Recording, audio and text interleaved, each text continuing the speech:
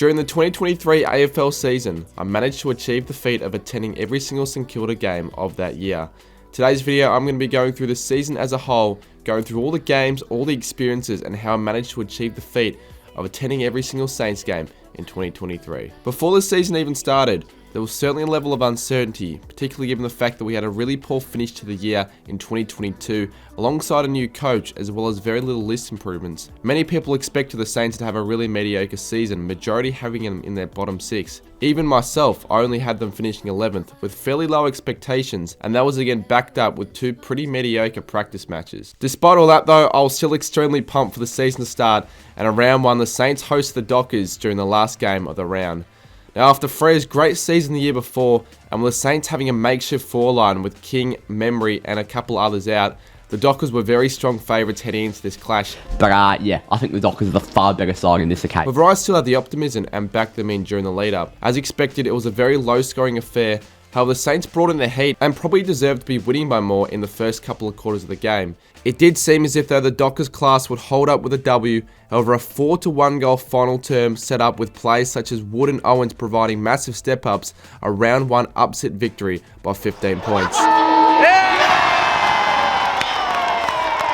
This win certainly felt sweet, proving the doubters wrong, as I was there with Will and we both had a celebratory Carl's Jr. feed to top off the night. It's going to taste a lot better after a win, going to taste a lot sweeter. Now round 2 was a Saturday night clash against the Doggies, who had a shocking game previously against the D's, and many did expect them to bounce back in this one with a win. The Saints were heading to this game as upsets, as I decided to head into the cheer squad by myself for this game, and what a start that was. Philippo and Owens kicked the first 2 in the first 2 minutes, as we kept the Doggies goalless in the first quarter. But as you probably expect, the Dogs stormed back in the second quarter, reducing the margin to under a goal. Oh man! However, the second half was arguably the most convincing half we've had all year, as we completely dominated in every stat imaginable with a 9-1 goal second half, as we cruised to a comfortable 52-point win. This win started to legitimise the Saints in 2023 that maybe they're not that bad of a side after all, as we moved to the top of the ladder at the end of the day. The lead up to the round 3 clash against the Bombers was a game of celebrations, as the Saints played in the 150th anniversary clash at the MCG. Now the pre-game was certainly very momentous, with a fireworks display as well as a rendition of the St Kilda theme song, and it was also an undefeated clash between the two sides as well, and the first time facing off at the G against the Bombers since 2006. It was a strong start with the Saints taking control on the scoreboard, kicking the first 5 goals of the game. However, as you'd expect, the Bombers gradually worked their way back into the game, and then the nerves started to build in during the last. The Saints then kicked the next 5 goals to lock in the win and go 3-0 for the first time since 2010. The Saints go 3-0 at the MCG. I was also at the game with my mates, in which we went after out to the pub to celebrate, which was a great night out at the footy. In round 4, the Saints took on the Suns at Marvel Stadium, and rather than sitting in my regular seats, I decided to sit right next to the Gold Coast cheer squad, the Gold Coast Crips, to have a bit of banter with their fans and give them some stick, especially if we scored. Yeah, let's go the Suns! I expected a relatively close game, and that is what we got, or at least for the first quarter and a half, before the Saints then took complete control of the game, absolutely smacking the Suns, and honestly making them look like a second-rate team. It was probably the most comfortable I've been watching the Saints all year in that second half, as we then went on to cruise home with a comfortable 53-point win, as Henchy and I were absolutely giving it to the Suns Ferals all game. Oh, when the Saints go marching in. The next challenge was certainly the biggest of the lot so far this season, and it was also the first trip interstate that I got to make, and that was for the inaugural gather-round, which was an absolute blast up until that point. In round 5, we took on the Red Hot Pies for the very final match of the round, and let me tell you, there was quite a bit of build-up, and the nerves certainly started to kick in leading up to it. Thanks to Jordan McCleary, I got amazing front row seats alongside a few other creators, and it was arguably one of the most fun Saints games I got to witness all year. As I expected, the Saints took it up to Collingwood in quite a low-scoring defensive game, as the margin didn't go over a goal at any break. However, in the last quarter, the Pies pulled away, getting out to a 26-point lead with 4 minutes to go, as it seemed like all hope was lost. I don't want to be here. Before the Saints stormed home with a hard, late, massive run of goals, but it was too little too late, as the Saints went down by 6 points to suffer their first loss of the season. However, I wasn't as disappointed, given the fight back, and I didn't think they would lose too many followers, considering they took it right up to the premiership favourites. Next up ahead was a huge battle between the Blues in round 6 at Marvel Stadium, a game where we surprisingly started favourites against what I thought at the time were a strong Blues outfit. Now sitting in the Saints cheer squad this time, you could barely split the two sides with there being 6 lead changes alone in the second quarter. The Blues were up by 4 points at half time, and it did sort of feel like they had a bit more of the edge, particularly with a lot of the wasted chances they had. But then the Saints won the game in that third quarter, kicking 5 goals to 1, and that was enough to withhold the Blues in what was a stalemate of a last term in what was also a defensive coaching masterclass from Ross Lyon. It allowed the Saints to defend their spot on the ladder as well as getting back on the winners list, with many fans daring to believe what the Saints could produce this season. Ahead of round 7, we would only have a 5-day break before we would take on the Power at home on Friday night footy, as well as it being the first Marvel game since 2013 with fans. After such a strong start to the season, I was pretty confident, to be honest, that we would get the win, and so was Jimbo, who was supporting the Saints to me during the game. St Kilda by 30 points. And after the start, I was feeling pretty confident with the first quarter as we got out to an 18-point quarter-time lead.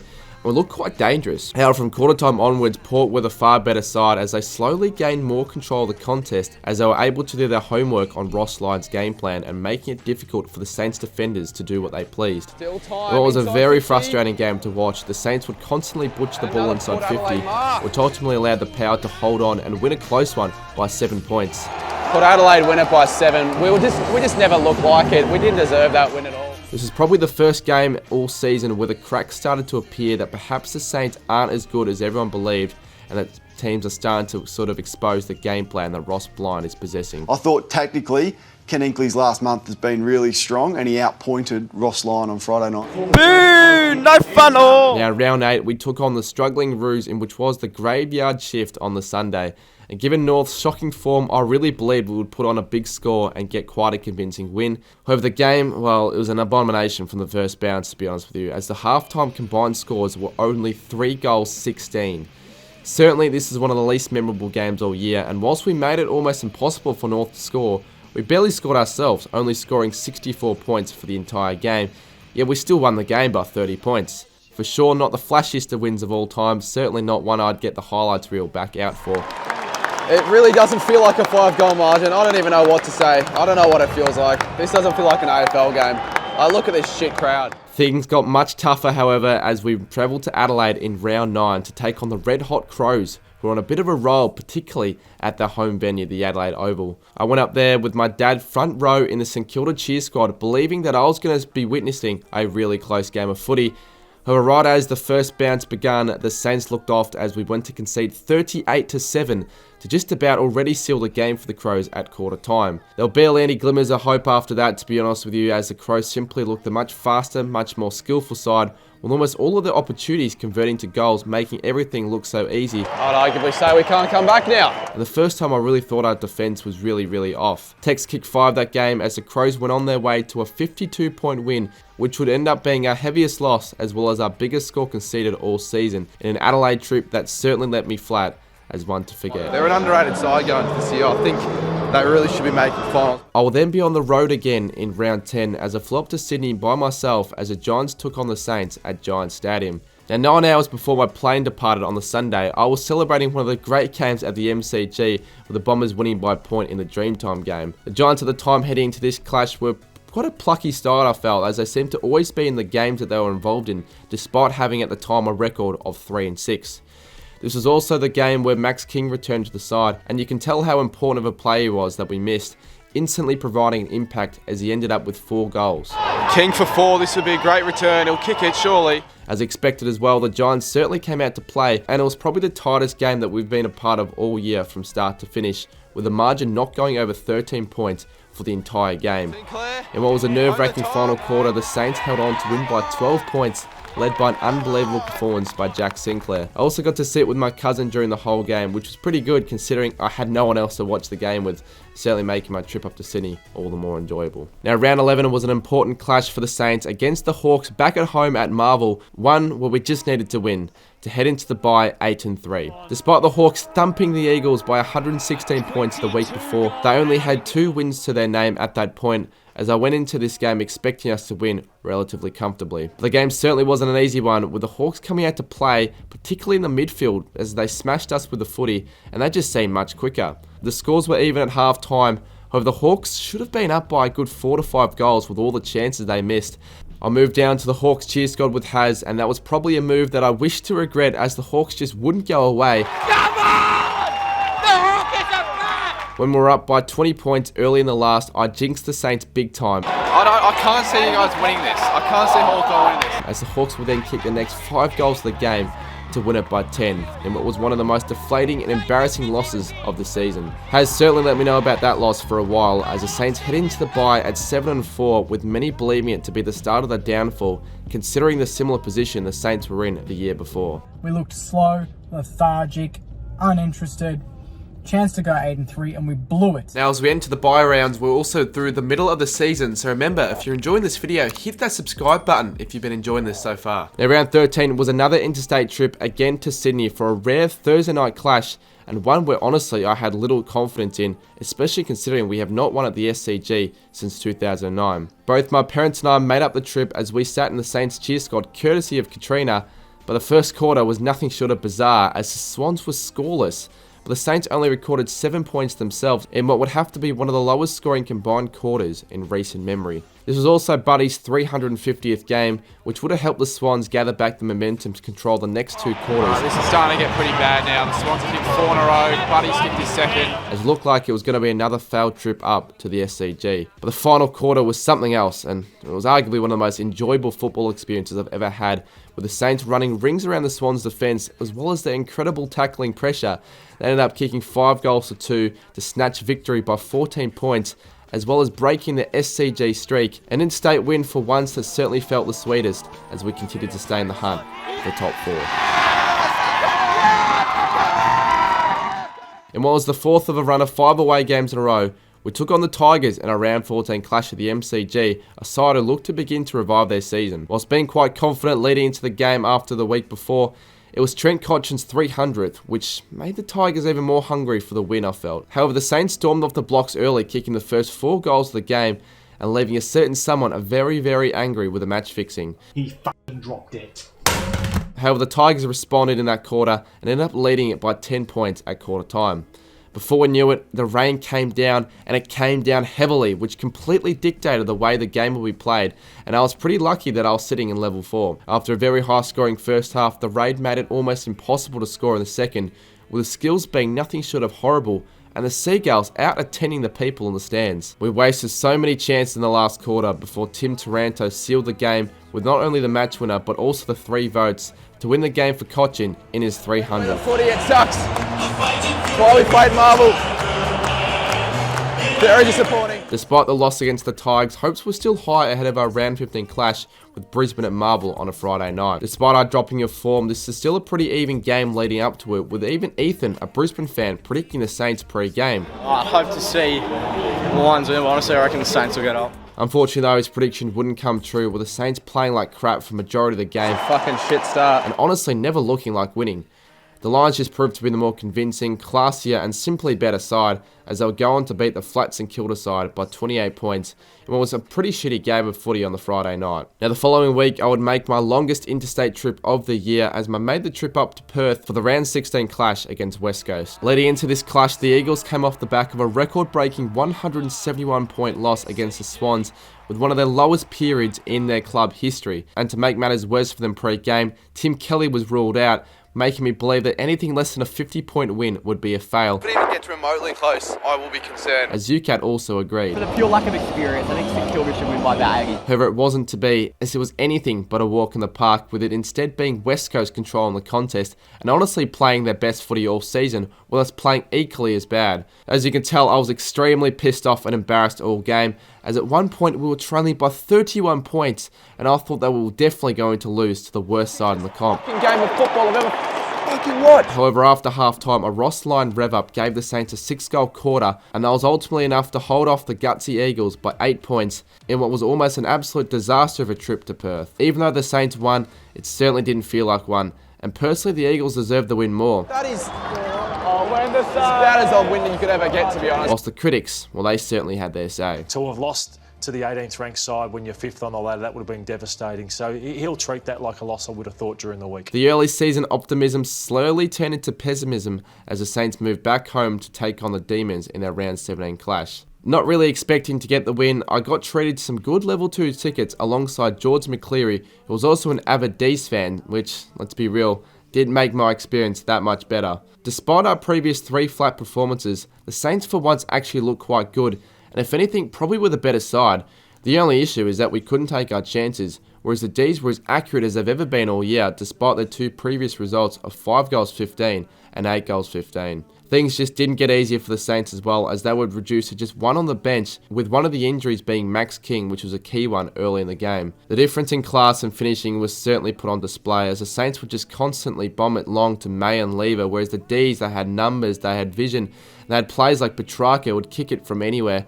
The Saints would ultimately lose the game by 21 points, and what would I say was a gutsy affair, and these words that I said on Melbourne Fan TV perfectly describe my emotions. I mean, seriously, we dominated. You have to agree, like, we had a lot more of the play, but that we just couldn't capitalise. It doesn't help that we had no bench at halftime. Another interstate trip was to follow the 6th of the year, this time up to the Gold Coast, as the Saints would take them on in round 18. With our form starting to slip up big time, this is a pretty much a do or die clash, with a loss putting a real strong doubt on our finals chances this season. Unfortunately, the Saints decided to put up arguably their most pathetic performance that year, led by Goala's first term, which summed the whole game up. The Saints made the Suns look like a top 8 team, with them honestly not needing to do too much all game, given how poor we were. Right now, I almost feel like we are a bottom 4 quality side, and we've certainly played like that for the last 8 weeks. It was just the most dysfunctional our 4 line has ever looked all year, particularly given the fact we only had 11 scoring shots all game. We would eventually go down by 26 points in what was our most lifeless game all year, against an eventual bottom 4 side. And to make matters worse, my flight got delayed on the way back home, which made me miss my mate's 21st that night. Terrific. The fixture couldn't have been any more favourable for the Saints, as in round 19 we would face a North side who are on the back of 15 straight losses. But even despite that, and with how bad the Saints have been, I genuinely expected a loss, and if not that, a very unconvincing win. I jokingly tipped North, but I think we will probably hold on in like a rubbish 4-goal win. And unconvincing was certainly one way to describe the game, with the skills looking more like an under-12s game. The second quarter was very concerning, as the accurate Riz would kick 4 goals to none as we trailed by 12 at the main break. It was at this point I decided to lose all hope I ever had in us making finals, as North Melbourne would continue to run, spread and carry to get out to a 16-point lead. We are so shit! With Jimbo finally believing that he might see his side win another game. Unfortunately for Jimbo, that wasn't quite the case, as the Saints finally pulled their finger out of their asses, and just like against West Coast, they decided to play a rare convincing quarter and come back from behind to win by 9 points. Just like the Eagles game, despite the win, it still did not restore any of my faith, and if anything, thinking that we're probably a shitter side. That win would still keep us in 6th spot, with everyone, and I mean everyone, letting the Saints fans know that they were the worst top 8 side in the history of the game. They're 6th, but they're in free fall, the Saints, the way they're playing their football, and I think Hawthorn are playing better than them, even though they're in a bottom 4 or 5 club. Leading into our round 20 clash, the faith would just continue to go away, as the Saints would take on the Hawks again, this time away. The circumstances were very different from the time we last played the Hawks, with the Hawks heading to this game with, I would say, the more convincing form over the last few weeks, with many believing they would win, and some even thinking they'd win well. I reckon we'll go Hawks by 13 points. I decided to sit in the cheer squad with Geordie for this one, and I'll tell you what, it was bloody awesome, as the Saints would kick 9 goals down at our end in the first quarter, in what was our best quarter all year. Not in my wildest dreams would I have predicted a 9-goal first quarter. It was certainly a good game as well for Marshy to come down to cheer squad to do all his saintly hymns to sing the songs every time a Saints player would kick a goal.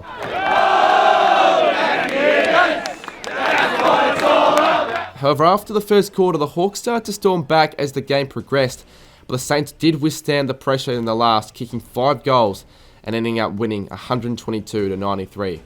We finally started to play some more convincing footy, and we also recorded our highest score of the season, giving me hope that we could maybe still make the 8. Yes!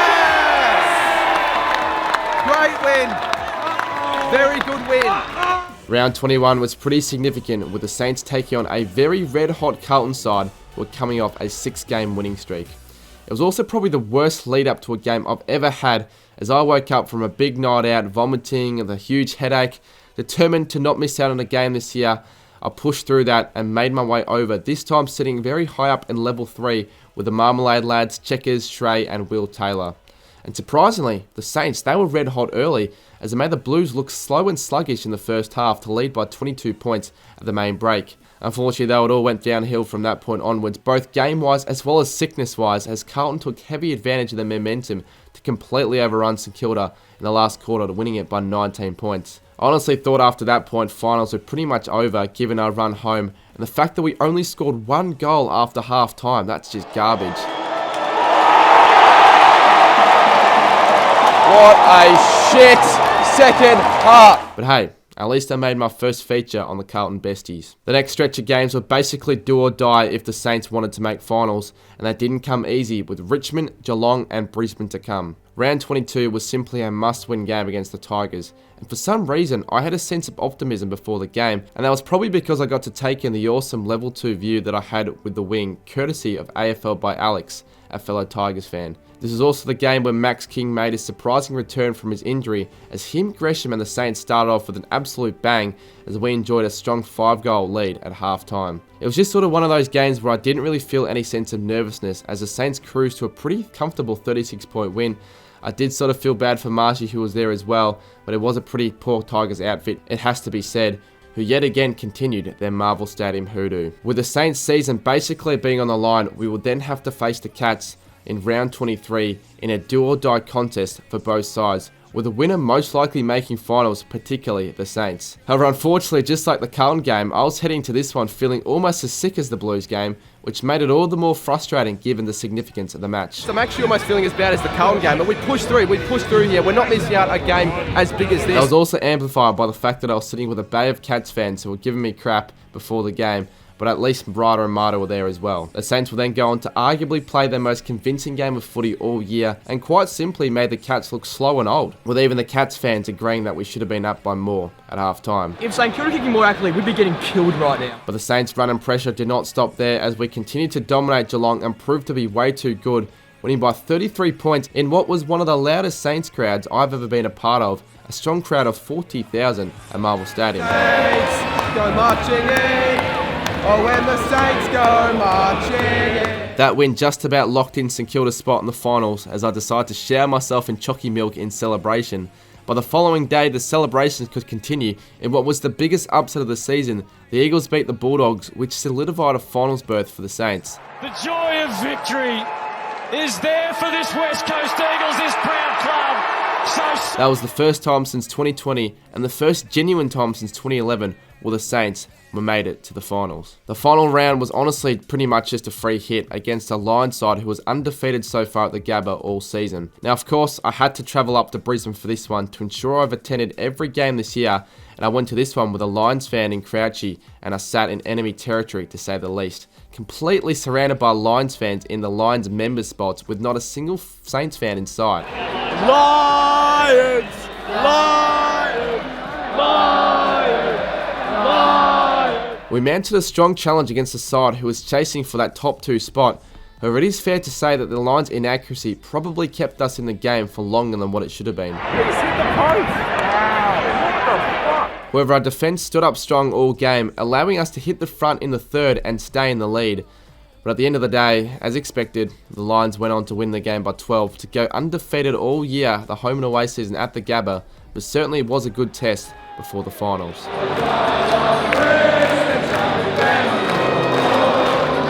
Now with the home final on the line, I headed down to the SCG the day after in support of the Ds, and luckily they held on and won thanks to a strong final term. What I didn't expect 2 hours after in the pub was for the Giants to completely obliterate the Blues in the second half to almost overtake the Saints' percentage. It was certainly a very stressful final quarter for myself, but thankfully the Blues did enough as the Saints locked in a home final against the Giants, which was then to be scheduled at the MCG. This was the moment that I've been waiting for, to see my side in a final series and to attend, something that I haven't been able to do since 2011. Now pre-game leading up to it, I had relative confidence to be honest that we could beat the Giants, back in my side.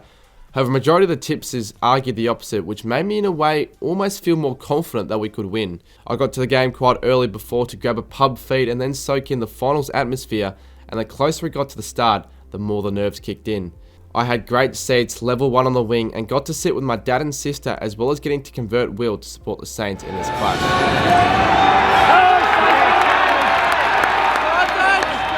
After a strong start kicking the first goal through Shaun, unfortunately it was all GWS from then on in, with them kicking 8 goals in a row in the first half to pretty much put the game to bed. I am embarrassed. I am absolutely embarrassed. We would make a couple of late charges in the second and third quarters, but it simply just wasn't enough in what was a very disappointing way to finish the season. The Giants went on to win the game by 24 points, eliminating the Saints for the remainder of the 2023 season, and certainly leave me with a flat feeling in the stomach post-game. The Giants win it by 4 goals and move to a semi. However, ultimately, St Kilda's 2023 season, I would have to say, was certainly a success. And in what was an experimental season, it was also one where we proved many doubters wrong, with none of the experts having us in their top 8s. A year where we definitely got the very most out of our list, for sure. It was certainly a fun year travel-wise, as I managed to attend every single game for a single season, something that I've always wanted to do. And the fact that it was in our 150th year as well makes it more special. I hope you guys all enjoyed the video. It was certainly one that I was wanting to make since the very start of the season. So if you guys could drop a like and sub, that would be absolutely amazing. And I'll see you guys very soon for some more content ahead.